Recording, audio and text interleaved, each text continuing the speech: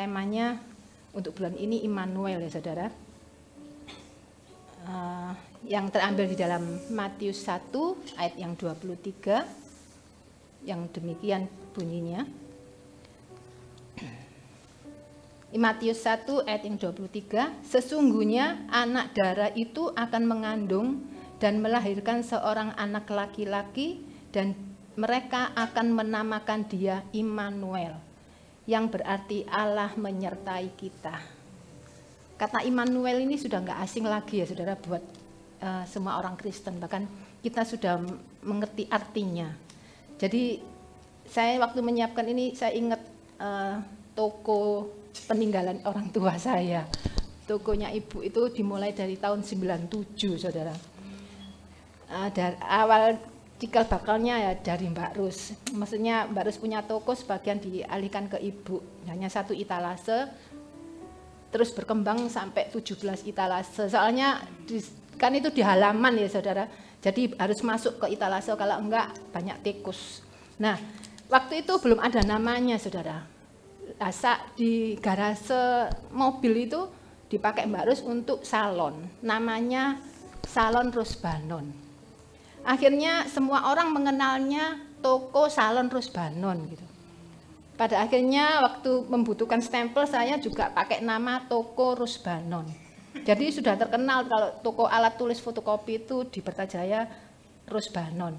Terus ibu saya meninggal beberapa tahun itu saya ganti, kok Rusbanon ya, mending Immanuel. Jadi supaya apa? Tuhan itu menyertai usaha ini walaupun ibu saya sudah nggak ada, tapi masih bisa memenuhi segala kebutuhannya. Maka saya ganti dengan nama Immanuel sampai sekarang. Dan salonnya Mbak Rus juga diganti beberapa tahun setelah nama toko jadi Immanuel, Mbak Rus jadi namanya El Shaddai. Dan sekarang dipakai namanya anaknya Nini. Nah, saudara, kalau kita berbicara mengenai Immanuel, saudara, sebenarnya Immanuel itu adalah sifatnya Allah, keberadaannya Allah. Jadi Allah itu ada, Allah itu maha kuasa, Allah itu maha hadir, Allah itu maha ada. Kalau ada Allah tentu ada kuasanya saudara. Kalau ada Allah pasti ada kasihnya. Kalau ada Allah pasti ada mujizat-mujizatnya, ada keajaiban-keajaibannya. Karena itu adalah sifat Allah ya saudara, keberadaannya Allah. Jadi betapa pentingnya Immanuel itu di dalam kehidupan kita. Betapa pentingnya itu penyertaan Tuhan di dalam hidup kita. Kita baca di dalam Keluaran 33 ayat 15. Keluaran 33 ayat 15 yang berkata demikian. Yang berbunyi demikian, berkatalah Musa kepadanya, jika engkau sendiri tidak membimbing kami, janganlah suruh kami berangkat dari sini. Saudara, Musa ini dulu kan didikannya dari Fir'aun ya. Dia pasti pada mulanya dia memang takut ya saudara, tapi pada akhirnya dia menjadi seorang yang pemberani. Dia orang yang kuat ya saudara. Tapi ketika Tuhan itu mengutus Musa untuk setelah keluar dari tanah Mesir untuk memasuki tanah perjanjian, dia itu tidak ujuk-ujuk itu memimpin bangsa Israel ya saudara. Tidak langsung memimpin bangsa Israel untuk menuju tanah perjanjian. Tapi di sini Musa meminta penyertaan Tuhan. Musa tahu bahwa penyertaan Tuhan itu sangat penting. Penyertaan Tuhan itu sangat diperlukan oleh Musa. Sebab apa? Bangsa Israel ini adalah bangsa yang keras kepala, saudara. Dan yang akan dilaluinya ini adalah gurun pasir, ya saudara. Oleh karena itu, Musa sangat membutuhkan penyertaan Tuhan. Bahkan Musa di sini dikatakan dia tidak mau berangkat, berarti dia tidak mau bergerak sedikit pun sebelum Tuhan menyatakan penyertaannya. Dan yang terjadi kita ketahui bahwa walaupun di gunung pasir gurun pasir itu kan keadaan yang sulit ya saudara, karena kering, gunungnya juga gunung batu ya saudara ya. Rasanya sulit untuk, kalau kita melihat di video-video, nggak ada tanaman untuk berteduh ya saudara. Tapi apa? Bangsa Israel terpelihara ya Tuhan, yaitu saudara. Bangsa Israel dapat melalui gurun pasir itu. Ini kenapa? Karena kehadiran Tuhan, karena penyertaan Tuhan. Jadi kehadiran Tuhan, penyertaan Tuhan itu tidak bisa tergantikan oleh siapapun.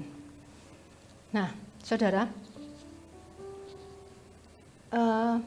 bagaimana sih kita itu mengalami Immanuel? Bagaimana sih Tuhan itu menyertai di dalam kehidupan kita, dalam masa depan kita? Yang pertama-tama itu bahwa kalau kita mau disertai Tuhan, yang pertama-tama kita harus menjadikan Tuhan Yesus itu sebagai Tuhan dan Juru Selamat kita. Jadi kuncinya supaya kita menerima Immanuel, kita mengalami penyertaan Tuhan, kita harus menjadikan Tuhan Yesus itu adalah Juru Selamat kita. Coba kita baca ya saudara di dalam Yohanes 14 ayat 16 sampai 17.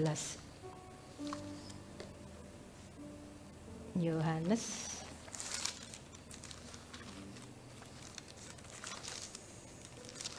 14, 16 sampai 17.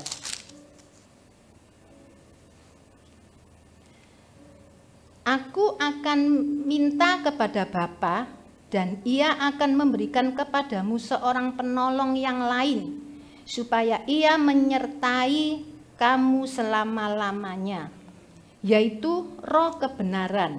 Dunia tidak dapat menerima Dia, sebab dunia tidak melihat Dia dan tidak mengenal Dia, tetapi kamu mengenal Dia, sebab Ia menyertai kamu dan akan diam di dalam kamu.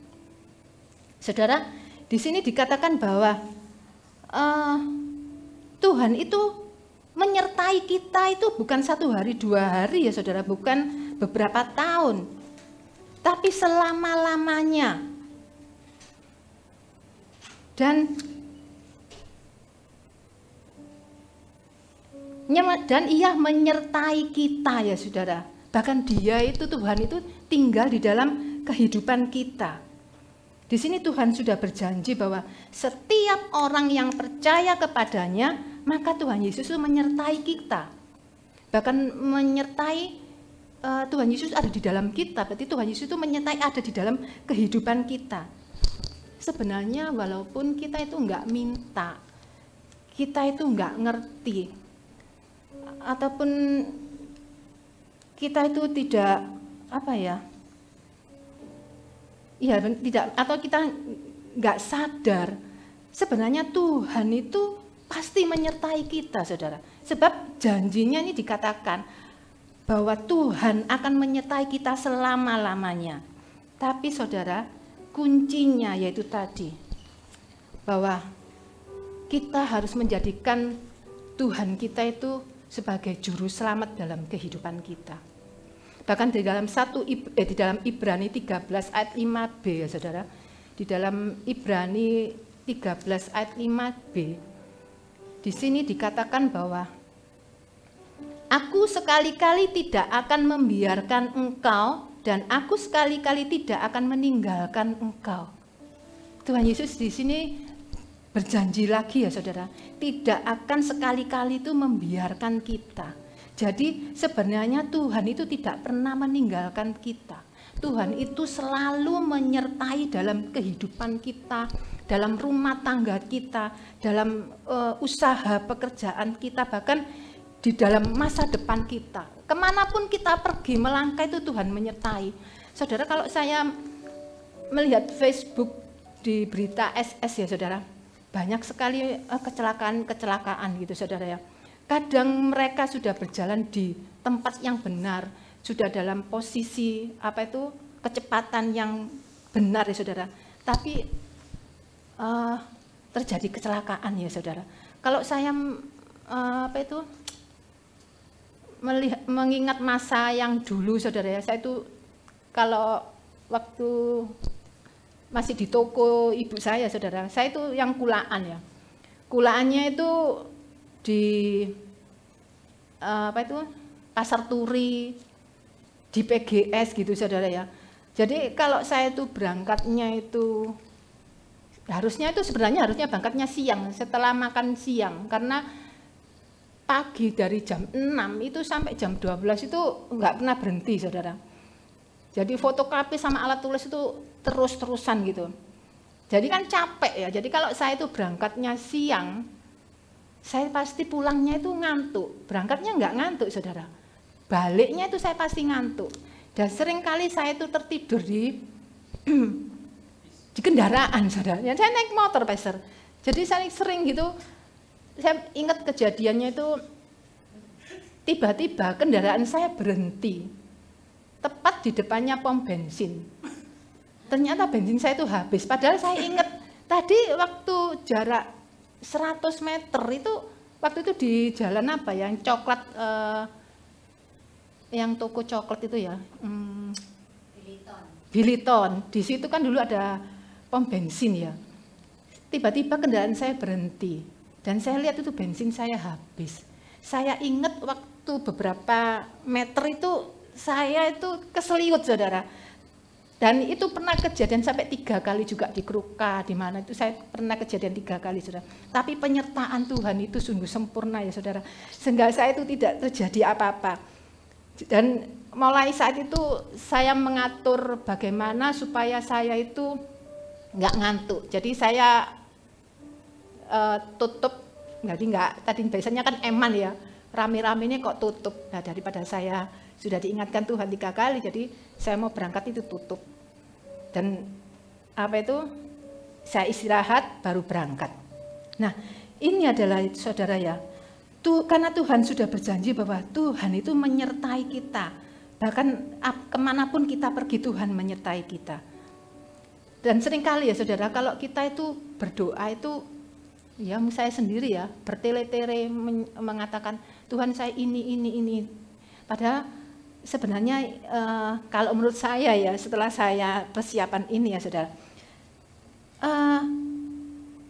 berdoa itu Tuhan sertai saya, Tuhan tuh menyertai saya. Sebab kalau ada Tuhan beserta dengan kita, pasti ada pertolongan. Kalau ada Tuhan bersama kita, pasti ada mujizat. Kalau Tuhan bersama dengan kita, jalan yang buntu itu sama Tuhan itu dibukakan ya saudara. Nah saudara, ada beberapa kisah di dalam Alkitab, tokoh-tokoh yang ketika Allah hadir dalam kehidupan tokoh-tokoh tersebut ya saudara. Kita baca di dalam Keluaran 13 ayat yang 21. Keluaran 13 ayat yang ke-21.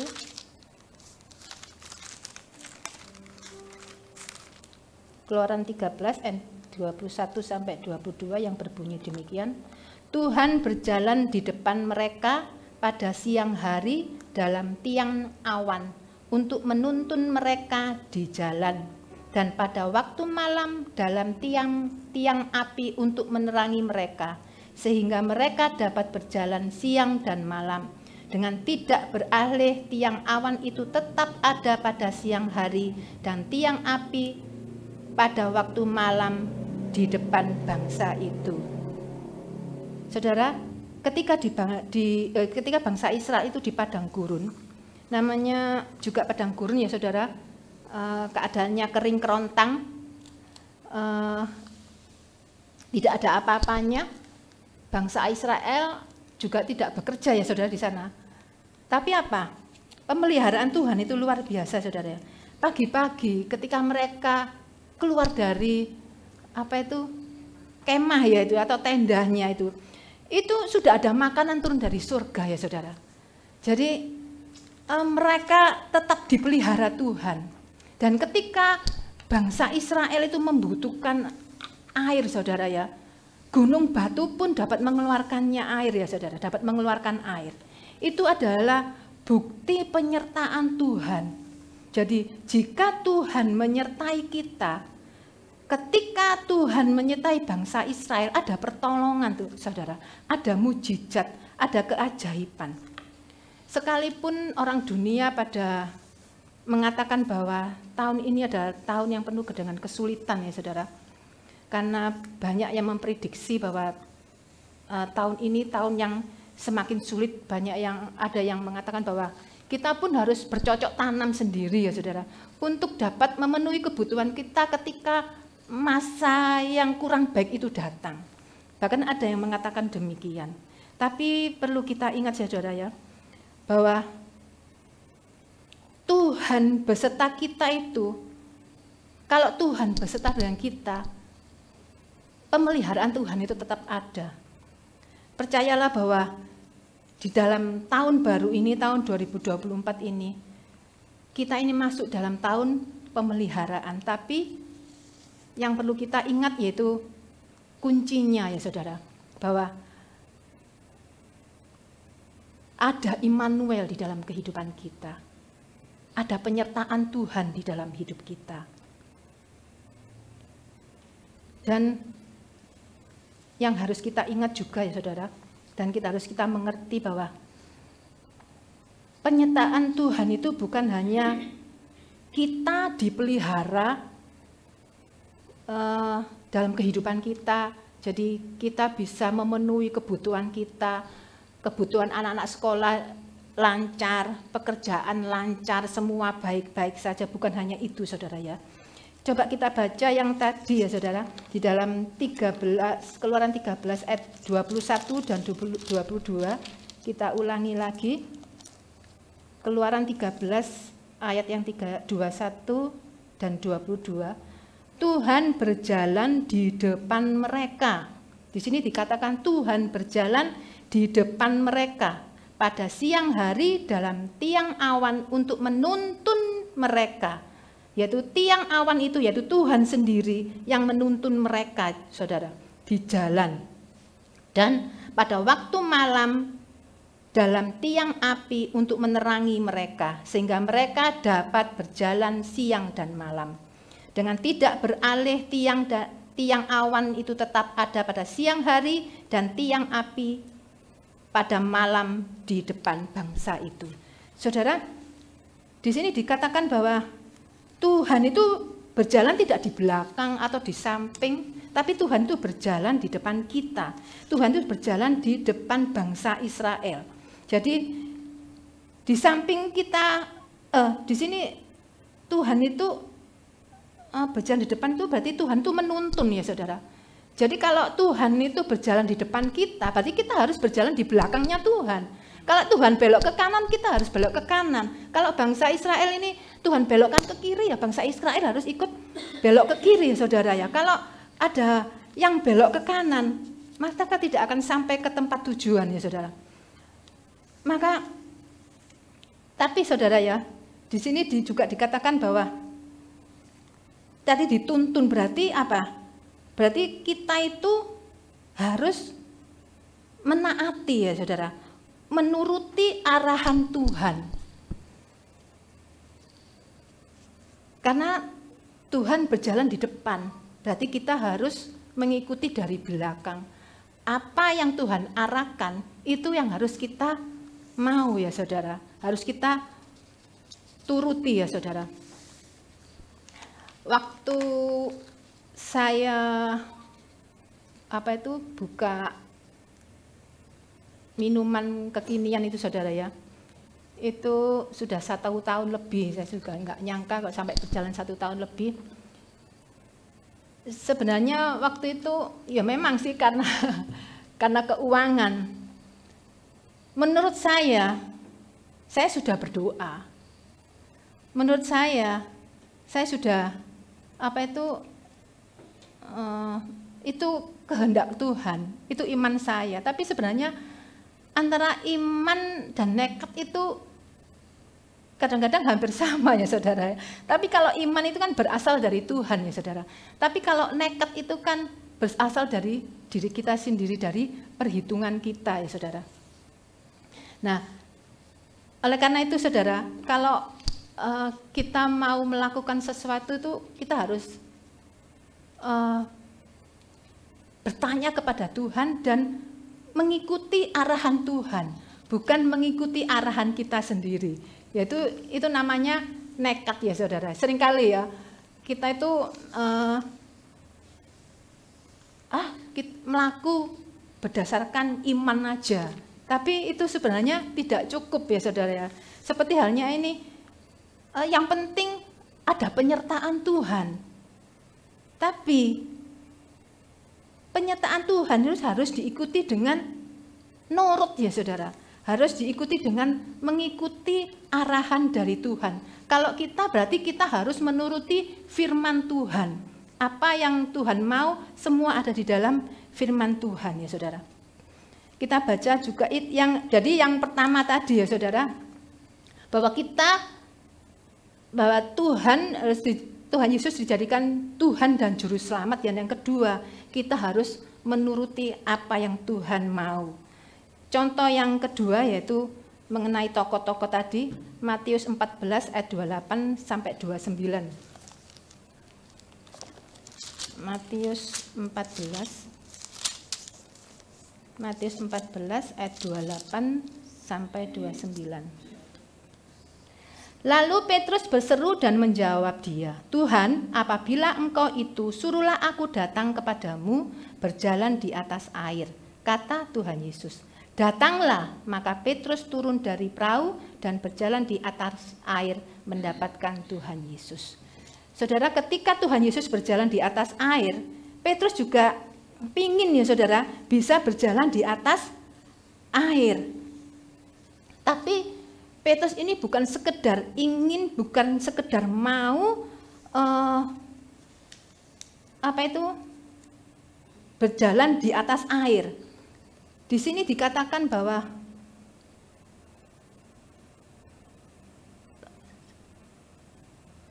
Tuhan, apabila engkau itu suruhlah aku datang dan berjalan di atas air. Apakah Petrus waktu berkata demikian dia langsung berjalan, langsung nyemplungno kakinya dari perahu ke atas air? Enggak saudara-saudara. Kita baca di dalam ayat yang berikutnya. Kata Yesus, datanglah. Nah di sini ya saudara, ketika Tuhan Yesus mengatakan datanglah, maka Petrus itu turun dari air. Berarti di sini Petrus itu menuruti arahan daripada Tuhan ya saudara. Oleh karena itu janganlah pernah berkata bahwa sing penting itu penyertaan Tuhan. Tidak ya saudara. Bangsa Israel itu banyak, bahkan atau semua ya, tidak sampai ke dalam tanah perjanjian. Karena apa? Mereka hanya membutuhkan penyertaan Tuhan, tapi mereka tidak mau menuruti tuntunan Tuhan. Akhirnya keturunan yang berikutnya yang bisa masuk ke dalam tanah perjanjian, saudara. Nah, penyertaan Tuhan ini adalah jaminan kita ya saudara. Bahwa kita ini dijamin Tuhan dengan penyertaannya. Jadi kita ini tidak sama dengan orang dunia. Karena kita disertai dengan Tuhan. Tuhan ada di dalam kehidupan kita ya saudara. Jadi orang yang disertai Tuhan saudara, itu pasti dipelihara. Dan keinginannya terkabul ya saudara. Seperti contohnya tadi Petrus. Tapi yang harus kita ingat saudara, bahwa penyertaan Tuhan itu akan terjadi jika kita menjadikan Tuhan Yesus itu adalah juru selamat kita. Jadi kita itu juga mau dituntun oleh Tuhan ya saudara. Kita mau diarahkan kemana yang Tuhan mau untuk kita lakukan. Jadi saudara, kita harus percaya bahwa di tahun 2024 ini menjadi tahun penyertaan Tuhan. Tapi bukan hanya kita disertai saja saudara ya, tapi kita juga mau dituntun lewat firman-Nya. Jadi setiap hari ketika kita mendengarkan firman Tuhan, kita membaca firman Tuhan, jadikan firman Tuhan itu tuntunan kita ya saudara. Kita harus menghidupi firman Tuhan dan menjadikan firman Tuhan itu tuntunan kita. Dan percayalah bahwa pemeliharaan Tuhan itu sungguh sempurna dalam kehidupan kita. Amin. Demikian firman Tuhan yang saya bagikan, dan kiranya semua ini menjadi berkat dalam kehidupan kita. Mari kita berdoa. Terima kasih Tuhan untuk firman-Mu pada malam hari ini. Kami percaya Bapa, penyertaan-Mu sungguh nyata, sebab itu janji-Mu. Sebab itulah janji firman-Mu, jaminan hidup kami. Asal kami terpaut kepadamu, asal kami mau menuruti perintah-perintah-Mu, yaitu menjadikan firman-Mu pelita di dalam kehidupan kami, terang dalam jalan-jalan kami. Terima kasih Tuhan, kami percaya firman yang sudah dibagikan tidak akan kembali dengan sia-sia. Firman itu akan bekerja dalam kehidupan kita, mengubahkan seluruh kehidupan kita, memulihkan kehidupan kita. Yang sakit disembuhkan dalam nama Yesus, yang kekurangan dicukupkan, yang beban berat diberikan kelegaan di dalam nama Yesus. Sebab Roh Kuduslah yang dijanjikan Tuhan untuk menuntun kita masuk dalam janji-janjinya. Terima kasih Tuhan, di dalam nama Tuhan Yesus Kristus kami sudah berdoa dan mengucap syukur. Haleluya. Amin.